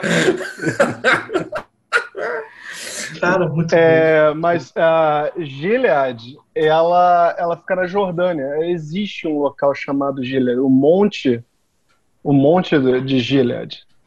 Gilead, ela significa o monte do testemunho. Isso vai aparecer na Bíblia em diversas partes. Primeiro, isso aparece no Gênesis. Tão antigo na Bíblia o Gilead que ele aparece logo no primeiro livro, né? Exatamente, cara. Mas é muito bizarro. Aí aparece em Gênesis, aparece em Números, aparece em Salmos, Deuteronômio, aparece uma parada toda, cara. E ela vai ficar ali na Jordânia. Ele fica lá, fica a leste do Rio Jordão, fica ali perto do Rio Jordão. É um monte de testemunho, porque tem a ver com essas histórias bíblicas que agora, irmão, é do Gênesis. Eu mal conheço o Novo Testamento, eu não vou lembrar do velho agora. Naquela história do Labão e de Jacó, que o Labão trabalha acho que 7 anos para poder se casar com uma filha de Jacó, e ele de sacanagem dá uma filha, mas ele quer a outra filha e ele tem que trabalhar mais X anos. Aí eles estão rangando lá no monte, eles fazem uma pilhazinha, aí o Jacó reconhece a parada, tipo, não, tu foi justo, tu trabalhou esse tempo todo, então tu merece teu prêmio. Aí o Jacó vira e fala: as filhas são minhas filhas, os filhos são teus filhos, os rebanhos são meus rebanhos, e tudo que tu vês é meu, e que posso fazer hoje a estas minhas filhas ou aos filhos que elas deem à luz. Aí eles fazem aquela aliança e batizam o nome do monte, sacou? É tipo, o Labão chama o monte de Jegar Saduta e o Jacó batiza de Gileade. E é o monte lá, testemunha lá da união entre os dois ali, naquela questão de sucessão e casamento. Tá lá no Gênesis essa parada. Então, aproveitando que você está aí com a palavra, manda para nós aí mais uma obra. Mais uma obra? Isso. Você, obreiro do reino da distopia agora? Amém. Isso aí. Isso aí. Muito bom. Vamos queimar livro. Fahrenheit. Caralho, Fahrenheit 451. Fahrenheit 451. A galera... Todo mundo se pergunta, mas por que essa porra desse Fahrenheit 451? Uhum. Primeiro que Fahrenheit é a escala de temperatura que o Fahrenheit próprio se batizou. Eu acho... A galera paga maior pau pra ciência, mas eu acho engraçado pra caceta como essa galera gosta de se auto-homenagear. Né? Se auto-homenagear. Tipo, não, eu criei uma escala aqui. A escala podia, sei lá, a escala pingo. Mas não, corta. Vai ser a escala Félix. Não, eu não mereço tanto. Porra. Não, porque imagina, cara, porra, sei lá, tá 30 graus Félix hoje. Porra, não pega bem.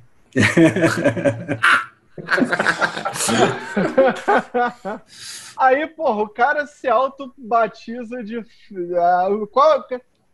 Caralho, Fahrenheit, que escala é essa doida que tu criou? Não, eu criei a minha escala, então o nome da minha escala é meu nome, é Fahrenheit. Porque eu sou foda. Porque eu sou Fahrenheit...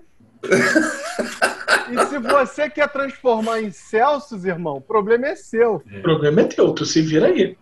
Você faz o seguinte, tu quer transformar em Celsius, ó, C sobre 5 é igual a F menos foda-se que eu não lembro. Eu também não Pelo lembro. amor de Deus, alguém bota o meme da Nazaré aqui, cara.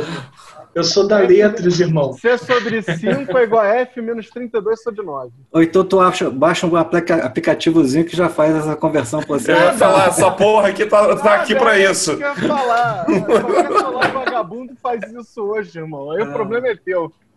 Mas 451 é a temperatura da queima do livro, irmão. Tu vai torrar teu livro a 451 graus na escala do Fahrenheit. Mas conta pra gente desse livro aí. Qual é a da... Cara... O Fahrenheit 451 é mais uma distopia, onde você tem um estado absoluto que manda em tudo. Uhum. E como a gente estava comentando anteriormente, a questão da cultura, irmão, livro é proibido. Uhum. Você tem a questão dos bombeiros. Eu não sei se essa tradução para o português ficou muito adequada. Porque para o inglês, quando o cara é fireman, o bombeiro é fireman, tipo, é o homem do fogo. O homem do fogo, Casa legal, sabe qual é? Tipo, o cara é o homem do fogo, ele vai dar um jeito nesse fogo. Ou ele vai tocar fogo, ou ele vai apagar o fogo. Uhum. Então dá pra você brincar com essa parada. Agora, tipo, em português, não, o bombeiro queimou os livros. Sei lá, mas na falta de coisa melhor, os bombeiros, em vez de apagar incêndio, eles queimam as obras e você vive numa ignorância. E isso é engraçado porque isso lembra 1984. Uhum. Quando você tem... É engraçado que o Orwell, ele sintetizou a questão das distopias em uma frase sensacional. Que ele fala assim: guerra é paz. Liberdade é escravidão. Ignorância é força. Ele vai sintetizar, isso tá no 1984, é um moto do Grande Irmão, mas isso sintetiza as distopias de uma forma fantástica. Por quê? Guerra é paz. Ou seja, uma nação em constante estado de guerra, e isso o cara laranja sabe bem fazer, uma nação em constante estado de guerra controla melhor os seus habitantes. Por quê? Porque você junta todo mundo em um inimigo comum. Então você não tem tempo para pensar diferente. Você tem que aniquilar aquele inimigo. Liberdade é escravidão. Se você tem muitas liberdades, você vai perseguir, você vai ser escravo dos seus desejos. Então, o Estado ele vai limitar a sua liberdade para você pensar naquilo que é importante, que é a manutenção do próprio Estado. Em você caçar o pensamento do que é oposto ao bem-estar da coletividade. E a ignorância é força. Ou seja, aí entra o Fahrenheit 451. Porque a ignorância da população é a força do Estado. O Estado vai ser forte a partir da ignorância da população. Por que será que verba da educação e da saúde nunca é satisfatória? Porque ignorância é força. É isso. 451 ele trabalha em cima da ignorância, é a força. E de como as pessoas... E é engraçado, aí o indivíduo passa a ser o próprio livro. Porque as pessoas memorizam o livro inteiro. E isso tá num filme muito bacana, que é aquele Livro de Eli. O Livro de Eli caralho. Livro de Eli com o Denzel Washington. Denzel Washington também Porra, esse filme é sensacional, cara. O Livro de Eli tem uma ótima distopia aquele filme do outro, maluco. Eu recomendo pro nosso espectador aí que assista o Livro de Eli com Denzel Washington. Então é isso, cada pessoa é o próprio livro. As pessoas se reúnem clandestinamente para contar as histórias que elas memorizaram. Olha, cara, sabe? que sensacional. E manter viva a cultura. Essa é a pegada do Fahrenheit. Muito bom. Sensacional. Heloísio. Só aproveitando o gancho do Mário aí, isso me lembrou muito, que eu acredito que tenha sido inspirado. De que ano que é esse livro aí, Mário? O Fahrenheit, por favor. O Fahrenheit? Ai, eu não lembro de cabeça. Deixa eu jogar aqui. Eu tô jogando também. É só pra matar uma curiosidade no negócio que eu vou falar aqui, ó. Não, tô ligado. É 53. 1953. Então não vou saber precisar quem veio primeiro, cara. Eu tava comentando isso com o Fê esses dias, por meios... Oi? Eu ia comentar que ele foi baseado, na verdade, num conto que saiu em 47. E aí o Brad, que agora foi lançado no Brasil. Eu tô doido por esse livro, cara. Caraca. É alguma coisa do fogo. De queimar, vontade de queimar. É um negócio assim. A Globo pegou os contos do Bradbury que tem a ver com 451 de alguma forma, coisas ou do mesmo universo, ou com uma temática próxima, inclusive esse, que meio que deu aquele estalo no Bradbury de desenvolver o romance e lançou. É um livro de contos maneiríssimo. Então, acredito que o que eu vou citar aqui tenha sido inspirado nesse conto aí, cara, de 40 e poucos, né, que vocês falaram. Prazer em Queimar. Prazer em Queimar, Acabei de achar aqui também. Sensacional. Aliás, quem quiser me dar de presente, eu tô aceitando. Também aceito. Que é um episódio, cara. Adquirir essa série por meios ilegais, infelizmente, porque você não acha isso mais em lugar nenhum, cara. Todo mundo já deve ter ouvido falar aqui Twilight Zone. Twilight Zone adorava. Sim, década de 60. Só que a lá de 1950. Isso, pois a parada é velha pra caramba, cara. Atual também. Eu nunca vi atual, cara. Eu descobri essa série assistindo Meteoro Brasil, aquele canal abençoado lá, cara. Maravilhoso. Sensacional, né, cara? Adoro. E eles falam, tem lá um episódio do Meteoro que eles falam do Twilight Zone, e tem um episódio que é justamente sobre essa parada que você falou do Fahrenheit, Mário. Então eu achei interessante aí, que não sei quem puxou quem, né? Provavelmente puxaram dessa parada aí do Prazer Queimar, né, que vem bem antes, mas é exatamente a mesma história, assim, cara, por muitas poucas diferenças. Os lances de queimarem, acabarem com os livros, é a mesma pegada, cara. Bem interessante. Mas a minha recomendação, só queria comentar isso mesmo, que eu acho que é uma série legal, o pessoal também vale a pena assistir aí. Mas, olha, eu assino embaixo. Pois é, porra. Minha recomendação, cara, vai ser um repeteco do outro episódio que a gente fez, até o Rafa tava aí, né? Que é o Revolução dos Bichos, cara, também do Orwell, cara. Que aí que vem, cara, é também uma curiosidade minha agora, né?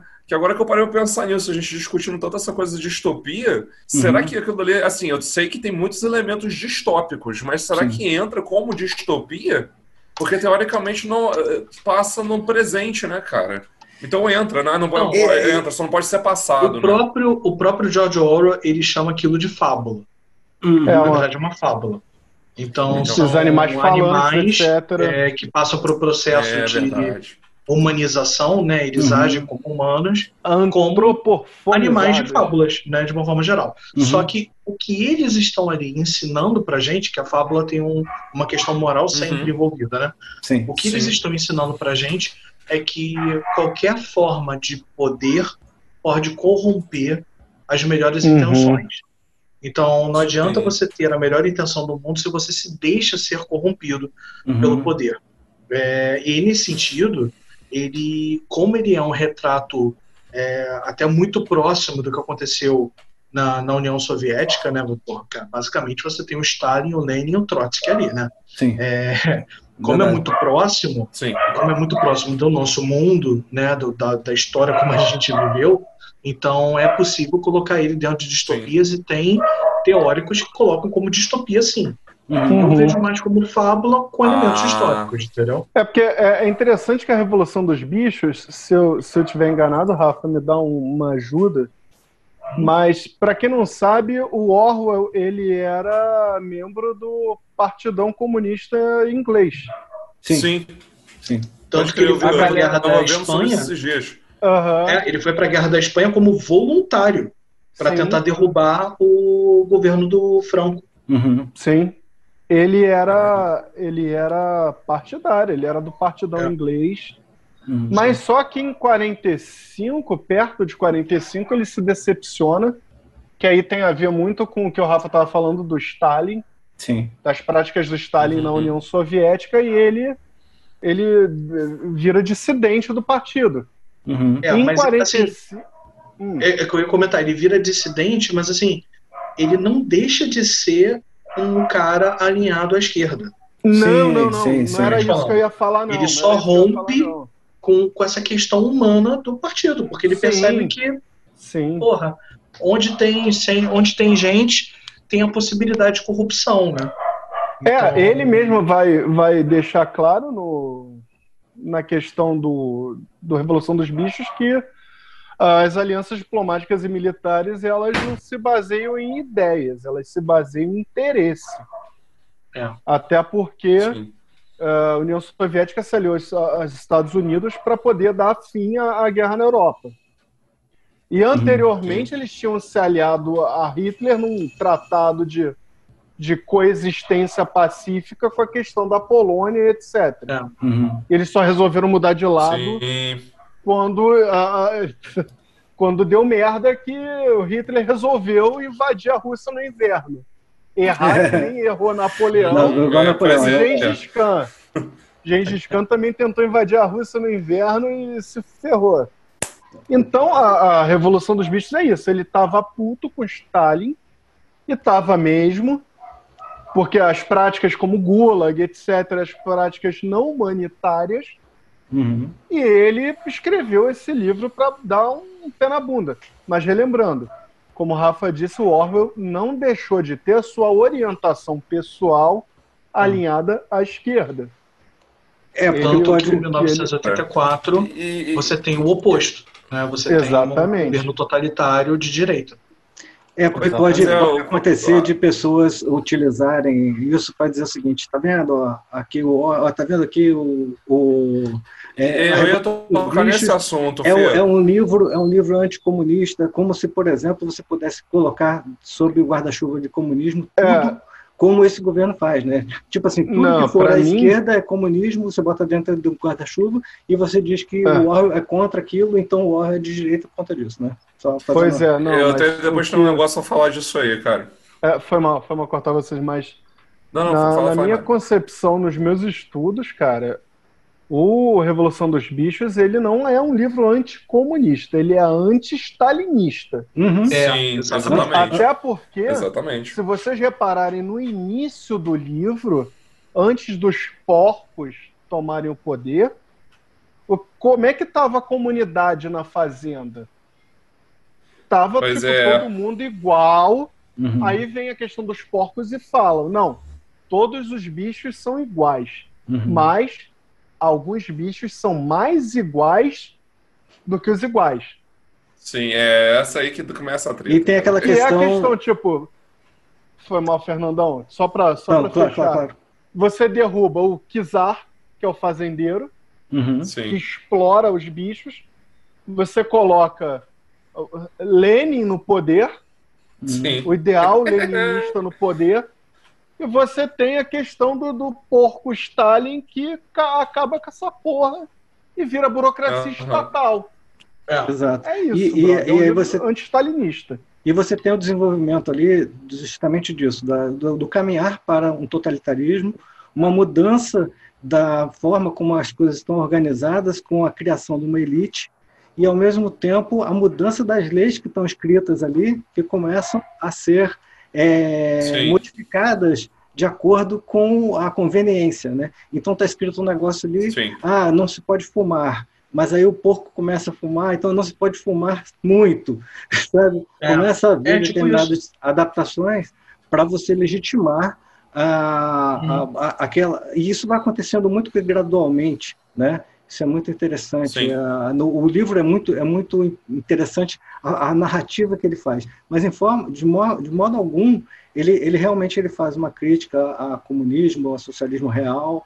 Ele faz a crítica ao socialismo real, mas ele não faz a crítica ao marxismo, aos ideais de você ter uma sociedade equilibrada e tal, que são ideais que estão na base da esquerda, né? Heloísa, desculpa aí, cara. É um negócio só que eu achei muito legal de falar isso, cara, que eu vou até mandar esse vídeo para uma ex-aluna minha que estava conversando sobre isso, cara. E a gente entrou numa conversa, cara, falando sobre essa parada, e ela tava assim, muito assim, meio... Eu acho até ela vendo o vídeo agora, ela talvez fique até mais... Eu e ela, a gente tava meio assim, cara, porque a gente tava vendo um rebuliço danado na internet das pessoas acusando o Orwell de ter sido um camarada que tava fazendo propaganda anticomunista e o caralho a quatro, sabe? E quando eu acho que não é também, eu até tava conversando com ela, falei, cara, não sei, não me parece ser isso. Nas mensagens dos livros que eu já li dele, não me parece que ele era um camarada que fazia isso, cara. Que ele tava querendo passar essa mensagem. Eu lembro até que ela mandou pra mim uma matéria de que acho que o Orwell entregou gente, sabe, na época dele. Teve uma parada meio treta assim, sabe. Mas eu acho que assim, eu não sei, os livros dele sempre me passaram muito essa parada que o Mário falou, que o Fernando aí também se complementou, o Rafael, sabe. Sempre me passou uma parada assim, sabe. Você levantou o dedo aí, Rafa, o que foi que você ia falar, cara? Vamos lá, Rafa. Eu ia comentar que ele tem, além de ter escrito o Revolução dos Bichos, 1984 e tal, ele também tem obras jornalísticas, porque ele foi correspondente também, né, de guerra e tal, e ele tem ensaios, tá? Ele escreveu ensaios, ele escreveu muita coisa também. Ele morreu jovem, ele morreu com menos de 50 anos. 45, se eu não me engano. Jovem pra caramba. Oi? 45 anos, se eu não me engano. 45 anos, eu acho que também. Mas de qualquer forma, menos de 50. A Companhia das Letras, que é a editora que tem os direitos do George Orwell, né? Ela fez alguns volumes desses de ensaio, e aí um que eu gostaria de sugerir, até para você passar para sua ex-aluna, né? Com quem você estava falando, Heloísio, é o que é o fascismo. Ele também escreveu sobre o fascismo. Que legal. E aí, vou passar pra ela. Espetacular, cara, espetacular. Eu vou ler também, porque eu não... E tava um por livraço um preço camarada, assim, a versão e-book na Amazon. Então, fica a dica aí. O que é o fascismo e outros ensaios. Legal. Então, o nome, né? Valeu, Rafa. Bem legal. Então, a minha dica, cara, a minha segunda dica é o Admirável Mundo Novo. E aí eu vou contar uma historinha rápida aqui, como é que eu conheci esse livro. Eu até contei essa história no outro episódio. Eu morava na casa da minha mãe, a casa da minha mãe é um sobrado, então ela mora na casa de cima, na casa de baixo hoje, onde tem a clínica veterinária do meu irmão, era a casa da minha avó. E a casa da minha avó morava minha avó e minhas duas tias. E uma das minhas tias, minha tia Lourdinha, ela tinha uma bibliotequinha ali, os livros dela, ela lia muito e tal, e foi ali que despertou em mim o interesse pela leitura. Então, volta e meia, eu vivia ali na casa da minha avó, então volta e meia eu ia lá e pegava um livro e tal, e uma vez eu peguei o Admirável Mundo Novo, peguei pela capa, pelo nome, não sabia do que se tratava, E eu, assim, na minha adolescência foi meu contato com esse livro, né? Eu achei, assim, aquilo foi sensacional, porque é uma história que, enfim, imagina para um garoto de 15, 16 anos, você ter uma história quase cinematográfica, né, digamos assim. Eu achei sensacional, me encantei pelo livro. E é um dos livros que toda vez que eu penso nele, eu tenho duas memórias, né? Uma memória da história e uma memória da minha tia Lourdinha, que infelizmente não está mais entre nós aqui, mas que, graças a ela, eu tive contato com um monte de livros assim, muito legais. E O Admirável Mundo Novo é um livro de 1932, cuja história se passa no ano de 2500, anotei aqui para não esquecer, 2540 ou 632 DF, ou seja, 632 depois de Ford. E qual é a estrutura, né, dessa sociedade? É uma sociedade que as classes são muito bem definidas e elas são muito biologicamente tratadas para que você tenha o cara que vai nascer para trabalhar nas minas. Então, ele tem toda a característica biológica para trabalhar naquele lugar. Você tem os caras que são os pensadores, você tem os caras que vão trabalhar com outras coisas. E isso são duas etapas, uma etapa biológica e depois uma etapa em que você faz o processo de condicionamento daquelas pessoas, né? Do condicionamento ideológico, né? Para que ela seja feliz naquela atividade que ela realiza, só que é uma coisa pré-determinada, né? Então a sociedade é toda composta e toda organizada nessa estrutura, né? Faz muito tempo que realmente eu li esse livro, eu queria ter lido ele para poder estar com ele mais na memória aqui. Mas é um livro sensacional, tem um filme, tem uma adaptação nos anos 80, que eu não sei se é bom ou se é ruim, enfim, mas e tem um segundo livro, que é o De Volta ao Admirável Mundo Novo, que o autor revisita ali o tema e tal, que eu também não tive a chance de ler. Mas é um livro que eu indico bastante, justamente porque tem esses elementos mesmo, de você ter uma sociedade totalitária com uma eugenia muito forte, esse processo de você definir quem, dentro da sociedade, pelas suas características biológicas, vai ser... Isso é muito dentro do pensamento fascista, né, de você entender que, não, esse cara aqui é negro, então ele é um cara forte para trabalhar no pesado, mas ele é um cara que ele não pode ter, por exemplo, nenhum tipo de cargo de administração ou nenhum trabalho intelectual, porque não é da natureza dele ter isso, né? Então o pensamento eugenista tem essa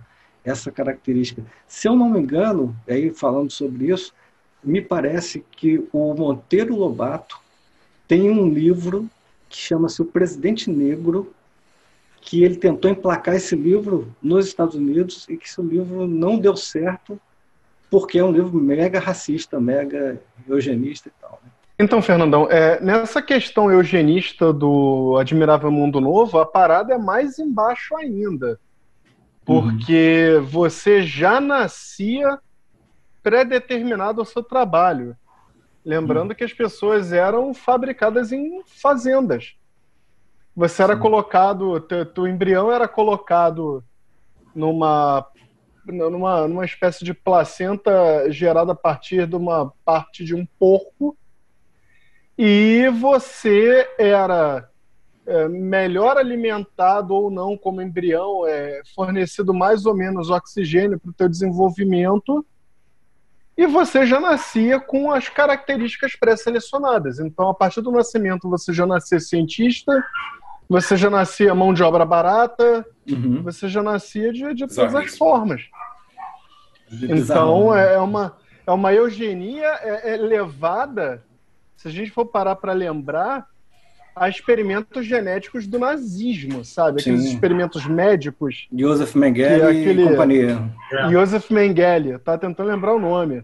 Doutor Mengele total, mas o Doutor Mengele que deu certo, sabe? Então é uma eugenia elevada ao extremo. Sim, bizarríssimo. Bom, pro nosso público aí, cara, que a gente está dando algumas dicas e tal, e eu acho que é muito legal, é o seguinte, além de você ter contato com essa literatura, você ter a chance de se aprofundar nesse tema e tal. E vocês dois estão com uma iniciativa assim, mega legal, um projeto muito bacana, e a gente queria então aproveitar e divulgar. Conta pra gente como é que é esse projeto, como é que ele vai funcionar, como é que a galera que está assistindo o vídeo vai poder, inclusive, fazer parte desse projeto aí. A gente está com essa ideia que é a estante distópica, em que a gente vai... É meio curso, meio leitura conjunta. Na verdade, as duas coisas juntas, a gente pega o melhor dos dois mundos. Legal. Porque nós pesquisamos distopias desde 2016, lá na FRJ, eu falei isso no início do programa, e a gente vai compartilhar esse conhecimento, além de muitas outras coisas, enquanto a gente lê, em conjunto com a galera, 3 livros, né? Um por mês. A gente teve essa ideia de 2 distopias clássicas e uma que já deveria ser clássica pela época que foi publicada, mas o cânone tem seus problemas. O Mário está mostrando. A gente vai começar agosto com 1984, setembro, A Mão Esquerda da Escuridão, da Ursula K. Le Guin, e em outubro, Fahrenheit 451, do Ray Bradbury. Qual é a ideia? A gente vai fazer um grupo fechado no WhatsApp, ou seja, não tem spam, que já é a primeira coisa. Elimina o problema distópico. Não tem bom dia, bom dia, grupo, com pique de gatinho. Não vai ter. Vamos ter problema distópico do WhatsApp. Eu e o Mário, no dia 1º de cada mês, né, de cada um desses meses, a gente vai lançar um vídeo de boas-vindas com já uma contextualização histórica da obra, né, quem é esse autor e quando que ele escreveu essa obra, quem é essa autora e quando escreveu a obra. Legal. E tem um cronograma, claro, com a sugestão da leitura, mas cada um lê no seu ritmo. Só é importante ter noção de que, como a gente quer um negócio meio leitura guiada, meio aquele negócio de escola, de vamos ensinar a olhar para certos detalhes, para poder aprofundar a discussão, do tipo, para dar um quase spoiler, em 1984 tem a teletela. Quem não leu vai descobrir lendo. Quem leu sabe que isso tem a ver com um tipo de tela. Então, quando chegar nesse ponto da obra, a gente vai fazer comentários relacionados a isso, né? Então, a gente montou um esquema de leitura que é bem tranquilo de ler, eu diria. Dá para ler esse livro em um mês. E aí, cada semana tem uma quantidade de capítulos que a pessoa vai lendo para a gente poder comentar sobre aquilo e não pegar ninguém com spoiler. Por isso a ideia do cronograma. Não para obrigar as pessoas a lerem no mesmo ritmo que a gente, mas só para avisar, quando eu for postar no dia, vamos supor, dia 20 do mês, já vai estar mais próximo da metade ou já vai ter passado da metade do livro. Então vão ser coisas mais específicas, fica atento, esse tipo de coisa, né? É uma coisa para a pessoa poder... a gente vai ter... Desculpa, Fernando. É uma coisa para a pessoa poder aproveitar melhor. Se ela seguir o não cronograma, de surpresa, né? Se ela seguir o cronograma, do nada eu viro e falo, olha, aqui na página 72 o personagem comenta tal, e aí alguém nem chegou nessa página. Meio sacanagem também, né? Sim, verdade. Até porque o nosso ritmo de leitura como professor é uma coisa, o ritmo de leitura dos alunos é outra, né? Então, enfim. E além disso, a gente vai fazer 2 debates. Um dentro do WhatsApp mesmo, né, no grupo, que aí a gente vai abrir o grupo para poder trocar as mensagens, e o outro um vídeo no YouTube fechado, exclusivo para a galera do Estante Distópica. Legal. Legal. Agora, como é que a pessoa faz, se ela tiver interesse, estiver assistindo esse vídeo e falar assim, eu quero participar, como é que ela faz para participar? Ainda tem tempo, vem com a gente. Se você estiver vendo esse vídeo muito no futuro, desculpa aí, né? Não dá para saber. Ou talvez estaremos fazendo outras edições. Ou estamos fazendo outras edições, que é a nossa intenção. Então, assim, até o final deste mês, né, até o dia 31 de julho, a gente está aceitando inscrições até um determinado limite, que a gente está vendo que vai fazer o grupo muito cheio, né? Então, manda mensagem para a gente, que a gente resolve facilmente essa questão. Manda mensagem por DM. Eu esqueci que não vai aparecer, o Rafael que vai ter que colocar.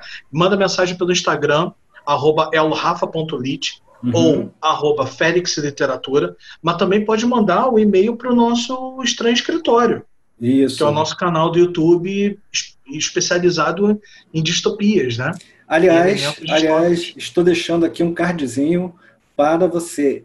Isso é dever de casa para todos aí. Acessem lá, se inscrevam no canal, é importante. E já tem umas discussões ali muito bacanas, umas lives que foram feitas e tal. Então, dá uma força aí para os nossos amigos aí também e se inscreva lá no canal deles, que tem um conteúdo mega legal para você que curte distopia, para você que curte literatura.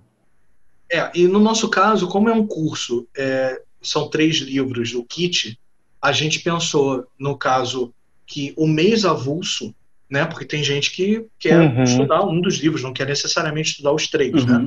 Então, o mês avulso, ele sai a R$25, com toda essa troca de informações que a gente vai ter, toda essa questão de entrar nos temas, muita coisa que a gente estudou, que a gente vai compartilhar.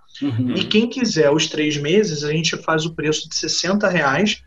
Só que eu acho que, Mário, seria legal para quem segue o Podcaverna ter um descontinho, né? Exatamente. Porra do caralho. A gente vai fazer aquela promoção do iniciozinho do projeto.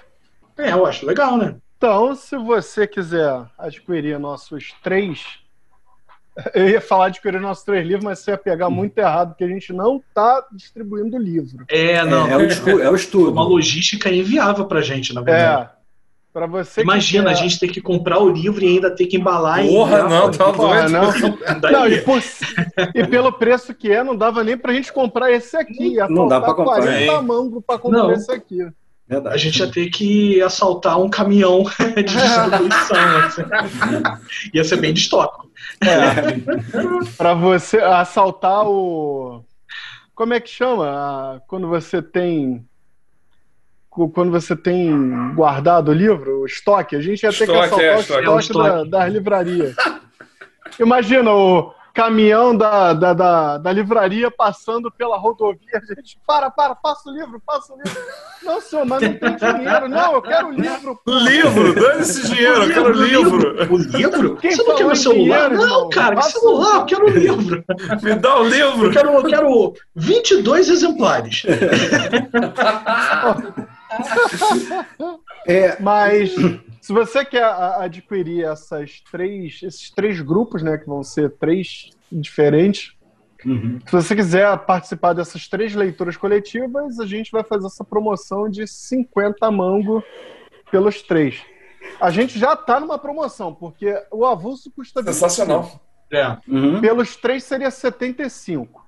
Sim, a gente já faz 60. A gente tira 15 mangos do escorpião do bolso de vocês. E agora, o cara que mandar pra gente na DM durante a validade desse curso, é claro que acabou o curso, não adianta mandar, porque já era. Mas se eu falar na DM do senhorel Rafa.lit, que é o gerente de operações aqui do grupo, e colocar... Eu quero a promoção. Eu vi vocês no Podcaverna, a gente faz por você por 50 mangos. É o famoso compre 2 meses e leve terceiro de graça. Tá certo. Exatamente. Né? Cara, show de bola isso. Assim, é um negócio que é mega legal, porque realmente expande, né, a compreensão. E muitas das vezes a pessoa às vezes deixa de aproveitar bem determinada obra, porque isso serve inclusive para o cara que já leu. O cara que já leu o livro, ele vai revisitar o livro e ter perspectivas que talvez tenha lhe escapado pela foto. Você está lendo o livro ali, às vezes você está meio que focado em alguma coisa que é uma sutileza, passou por você, você não pegou ali, e que de repente aquilo dali é um aspecto importante para você ver dentro da obra, né, cara? Eu acho isso. Ou às vezes uma frase estranha mesmo do escritor, uma frase que saiu truncada. E aí a gente que estuda, né, sabe o que aquilo quer dizer, o que aquilo significa, consegue explicar, né, para as pessoas. Então, a ideia é juntar, como eu falei, o melhor de 2 mundos. Então, ele é curso, ao mesmo tempo em que ele é uma leitura conjunta, meio também leitura guiada, naquele sentido da gente dar informações de certas páginas que são muito importantes. E aí pega o melhor de tudo, né? Porque também vai ter a troca. A galera que leu, né, que está lendo, que vai ler com a gente, quando chegar na hora da discussão, já vai ter lido o livro, vai ter uma troca super bacana, com certeza. Sim. A gente tá bem empolgado, assim, com essa ideia. Porra, maneiraço. Legal, cara. Muito maneiro mesmo. Pô, e falar em empolgação, cara, a empolgação sempre grande minha e do Heloísio, que receber vocês aqui no canal, cara. Pô, uma felicidade enorme, enorme mesmo. E trazer esse tema, assim, que é sempre... Trazer o tema da literatura, que é muito legal. Sim. A gente muito acha, e falando nisso, Fernando, tá devendo aí a gente fazer aquele episódio de letra de música, hein? É verdade, cara. Eu só escuto falar, já tem uns 10 anos. Mas eu que nem fui convidado ainda. Aquele será em podcast, pra gente poder botar as músicas, pra gente poder botar... né? Se a gente botar essa parada no YouTube, strike na lata. Porra! Mas, enfim, cara, pô, obrigado aí pela presença de vocês, obrigado pelo tempo de vocês. Caralho. A gente fica muito feliz aí de recebê-los mais uma vez e a gente sabe que, vocês sabem que aqui no Podcaverna o espaço está sempre aberto para que vocês possam trazer essas novidades, esses cursos, ou mesmo para a gente bater papo simplesmente pelo prazer do papo, né? Então sejam sempre muito bem-vindos aí. A galera, sigam ali os links também para os dois perfis do Rafa e do Mário estão aqui na descrição para vocês segui-los lá no Instagram, mas lembrando para a galera o seguinte, cara, o conteúdo que os caras estão produzindo não está só no Instagram, aliás, está muito lá no canal, então segue lá o canal, que é legal, para a gente valorizar, porque tirar o cara do Instagram é a pior coisa do mundo. Então, se você está aqui no YouTube, cara, pô, já clica, tem um linkzinho aqui para você seguir lá o canal, para você ver o conteúdo que já foi produzido. E, cara, a galera tá sempre produzindo coisa mais. Eu adorei o nome do projeto. Estranho no Escritório é sensacional. Sim. O nome do canal, né? Sim. Pô, é um estranho escritório, não deixa de ser. Muito bom. Sensacional. Ele é estranho naquele sentido do Twilight Zone. Sim. Imaginação estranha. Muito. E aquela parada, né? Dar um nome qualquer ia restringir muito a nossa versatilidade, porque a gente é da área da literatura comparada, a gente gosta de muita coisa, de muitos tipos de obra. E, cara, se a gente botasse